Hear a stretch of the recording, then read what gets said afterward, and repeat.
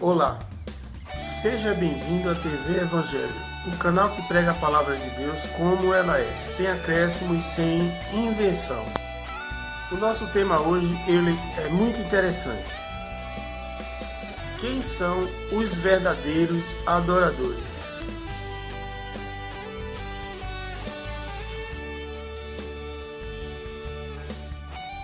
No Evangelho de João 4:23 fala sobre os verdadeiros adoradores.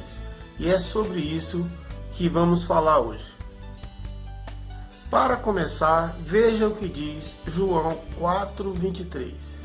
Diz o seguinte: mas a hora vem, e agora é, em que os verdadeiros adoradores adorarão o Pai em espírito e em verdade, porque o Pai procura tais que assim o adorem. O que Cristo quis dizer com este versículo? Será que as pessoas que frequentam uma igreja do sistema religioso entendeu estas palavras? É por isso que vamos esclarecer com muita atenção este tema. Ele aqui fala palavras para que você tenha um entendimento racional. Cristo quer dizer que a adoração não é emoção. Ela não é emocional. Não é um encontro de religioso. Ele mostra que não é um encontro religioso onde as pessoas se apresentam para comer e beber, ou efetuar batismo, choros, lágrimas forçadas, ir ao monte, reuniões com bispos e pastores, Santa Ceia e outros preceitos da lei. O que Cristo quer dizer é que a verdadeira adoração se resume em culto racional, em espírito, onde o homem, em sua vontade, é subjugada pelo Espírito que habita em seu ser, mortificando a sua carne, o seu corpo. A verdadeira adoração não é feita num templo feito por mãos de homens. Ela vem de dentro de você, onde habita o Espírito de Cristo. A adoração feita em templos de pedra, feito por mãos de homens, era no templo da lei de Moisés.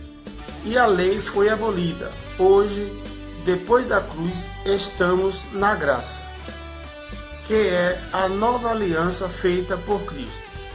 Entretanto, você pode dizer: mas Salomão edificou casa para Deus. É o que diz Atos 7:47. Então vamos ler. Entretanto, foi Salomão quem lhe edificou uma casa. Mas no versículo 48 diz: mas o Altíssimo não habita em templos feitos por mãos de homens, como diz o profeta. Versículo 49: o céu é meu trono e a terra é o escabelo dos meus pés. Que casa me edificareis, diz o Senhor, ou qual lugar do meu repouso? Se a grandeza de Deus preenche todo o espaço da terra, como ele poderia habitar em uma casa feita por homens? Então veja, como ele é espírito e sonda os corações dos homens, ele mesmo encontra aqueles que o adorem em espírito e em verdade. Religiosidade e prática de ordenanças da lei não tem nada a ver com a verdadeira adoração. Veja o que diz Efésios 5:18. Não vos embriagueis com o vinho, no qual há devassidão, mas enchei-vos do Espírito. Então, meu amigo, isso significa que devemos buscar o entendimento e temos que ter a consciência do Evangelho da graça. Temos que ter a mente de Cristo. Versículo 19. Falando entre vós em salmos, hinos e cânticos espirituais, cantando e salmodiando ao Senhor no vosso coração.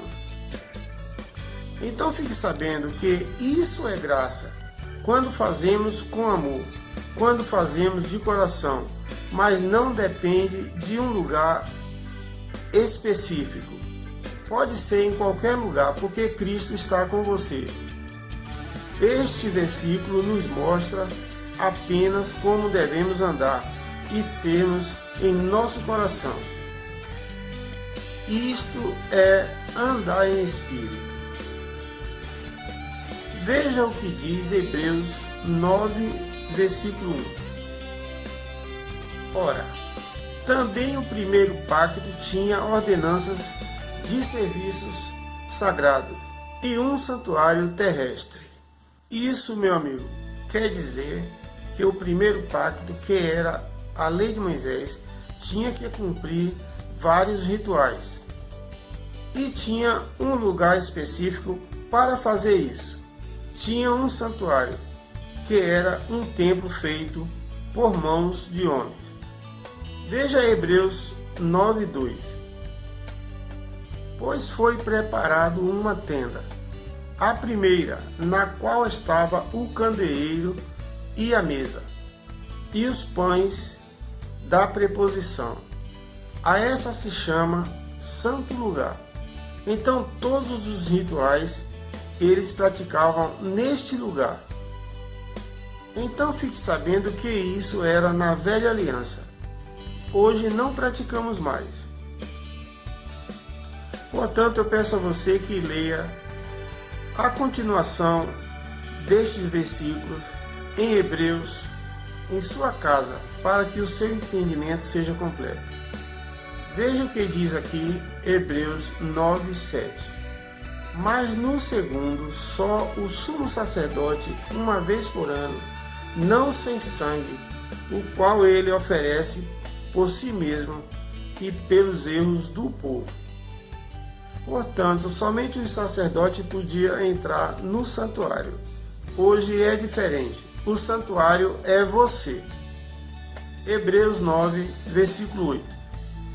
Diz o seguinte: dando o Espírito Santo a entender com isso que o caminho do santuário não está descoberto, enquanto subsiste a primeira tenda. Isto quer dizer que se conservamos de pé o primeiro santuário, estamos anulando a nova aliança. Para melhor dizer, conservando a lei de Moisés, que é o primeiro pacto, anula-se a graça de Cristo. Veja o que diz Hebreus 9:9, que é uma parábola para o tempo presente, conforme a qual se oferecem tantos dons como sacrifícios, que, quanto à consciência, não podem aperfeiçoar aquele que presta culto. Portanto, meu amigo, as coisas do velho pacto não aperfeiçoam nada. Hebreus 9, versículo 10. Sendo somente no tocante a comidas e bebidas e várias abluções, umas ordenanças da carne imposta até um tempo de reforma. Portanto, batismo, ceia, jejum, monte, dízimo, tudo era ordenanças a ser cumpridas até o tempo da reforma. E Cristo veio com a reforma, trazendo um novo pacto, que é a graça. Então temos que saber que ninguém pode adorar a Deus vivendo segundo a carne. Temos que ter a nossa carne mortificada das paixões mundanas, assim como Cristo participando do mesmo sacrifício que ele participou.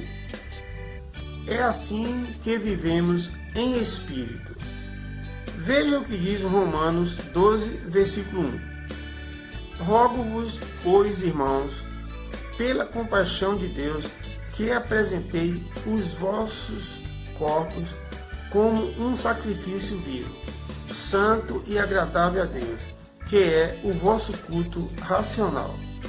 Culto racional quer dizer que devemos ter um entendimento perfeito do Evangelho de Cristo. Então, o nosso corpo, ou seja, a nossa carne, deve morrer para o pecado. Esse é o sacrifício vivo, que na verdade por Cristo já está morta. Mas temos que assumir em nós como um culto racional, matando a nossa carne para dar lugar ao Espírito Santo. Assim nos tornamos verdadeiros adoradores. Veja o que diz Romanos 8, versículo 10. Ora, se Cristo está em nós, o corpo, na verdade, está morto por causa do pecado, mas o Espírito vive por causa da justiça. Então, meu amigo, se estamos em Cristo, pelo Espírito, fomos justificados e somos verdadeiros adoradores. Mas antes devemos subjugar o nosso corpo e reduzir a servidão, para não sermos reprovados. Como diz 1 Coríntios 9, 27. Então, meu amigo, creio que hoje deu para você entender quem são os verdadeiros adoradores. Eu espero que você tire um bom proveito deste ensinamento. E se você estiver um tempo, leia um pouco mais o capítulo completo de todos os versículos que foi citado nesse estudo. E para encerrar, fica aqui o meu abraço. E eu peço a você que dê um like, se inscreva neste canal e faça também o seu comentário, porque a sua participação é muito importante para mim. Fique com Deus e até o próximo vídeo.